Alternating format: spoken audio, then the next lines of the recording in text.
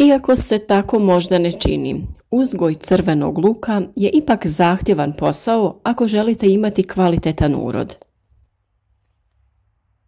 Prije svega potrebno je pripremiti sadno mjesto ili gredicu.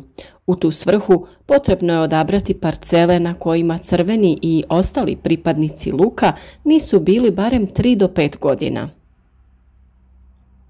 Uzastopnim uzgajanjem na istom lokalitetu dolazi do nakupljanja štetnika i uzročnika bolesti i jednostranog iskorištavanja biljnih hranjiva iz zemljišta. Kao rezultat toga smanjuje se produktivnost, to jest glavice luka su sitnije, biljke su slabijeg imuniteta i podložnije napadu štetnika i pojavi oboljenja. O važnosti plodoreda smo pričali u jednom od prethodnih videa i vjerujem da će vam biti od koristi da poslušate koje su to prednosti takvog načina uzgoja. Sve o uzgoju voća i povrća, prihrani, održavanju tla imate na našem kanalu.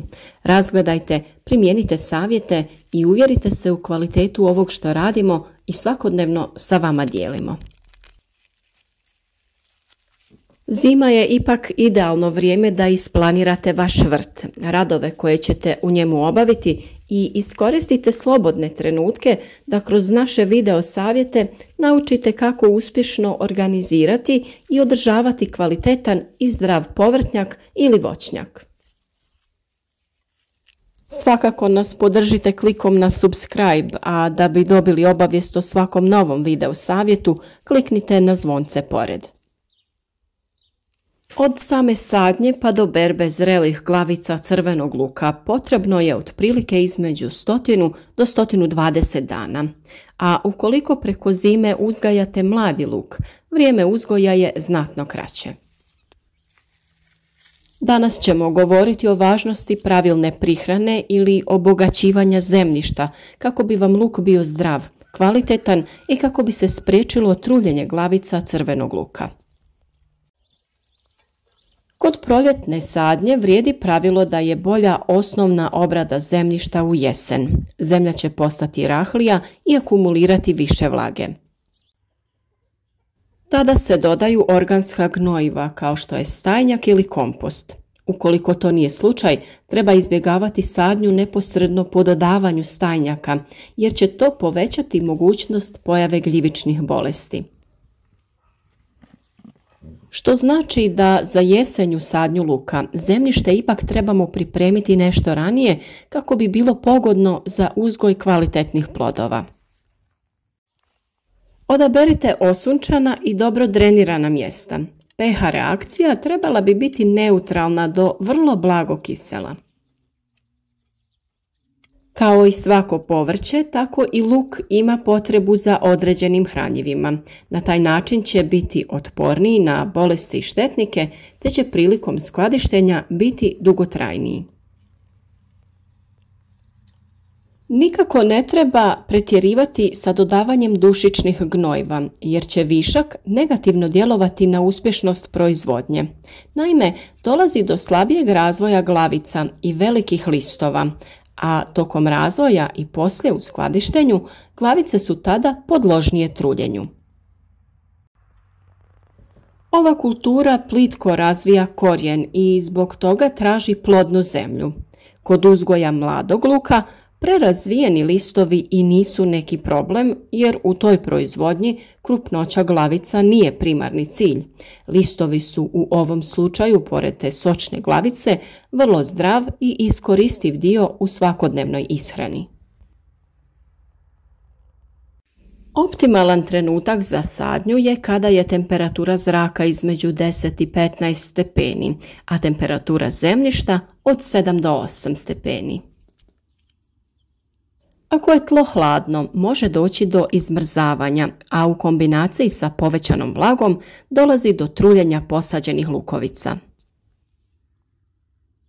Također, visoke temperature u vrijeme sadnje negativno će djelovati i razviti će se presitne glavice. Za sadnju odaberite glavice srednje krupnoće od 4 do 6 grama. Na prethodno pripremljenom polju ili gredici potrebno je napraviti kanaliće dubine do 4 cm. To će osigurati da je korijen na dobroj dubini, a vrat lukovice blizu površine zemlje, što će omogućiti brzo klijanje i nicanje. Razmak između redova je od 15 do 20 cm, a u redu 8 cm. Nakon sadnje lagano se zemljom zatvore kanali.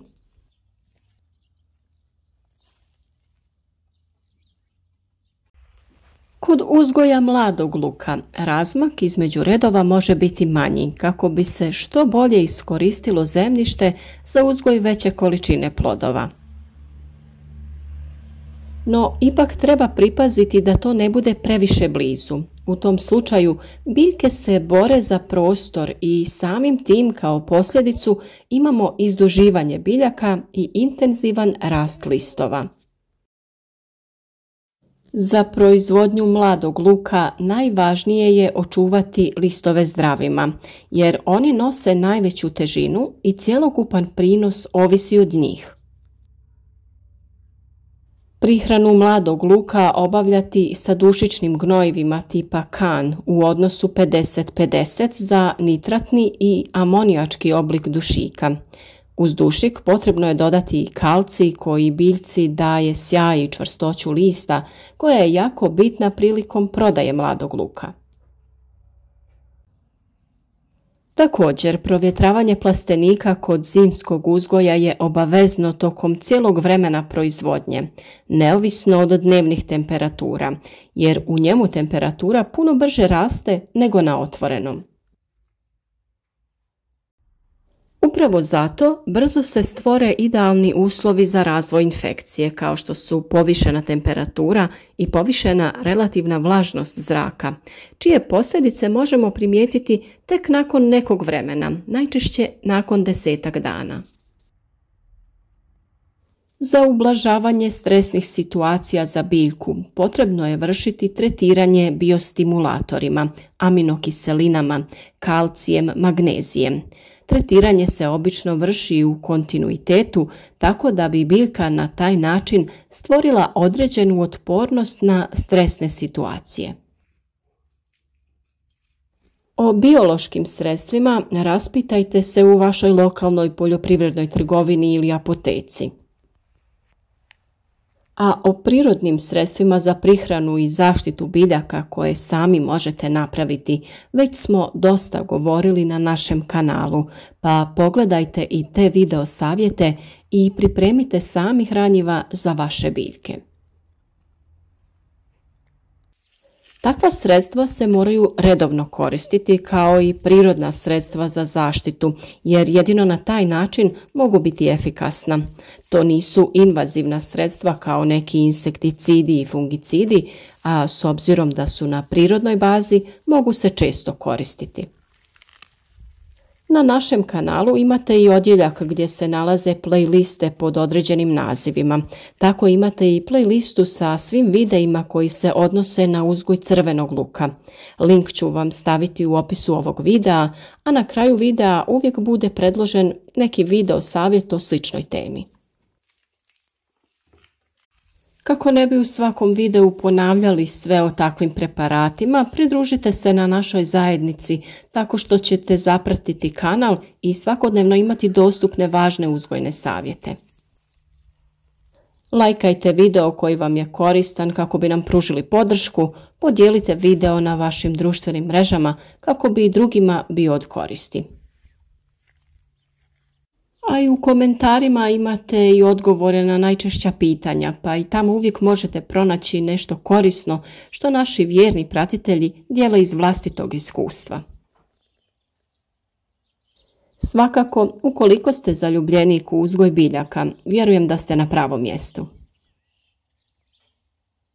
Svima šaljemo puno lijepih pozdrava u nadi da ćemo se još dugo ovako družiti, a svim novim pratiteljima želimo srdačnu dobrodošlicu na naš kanal.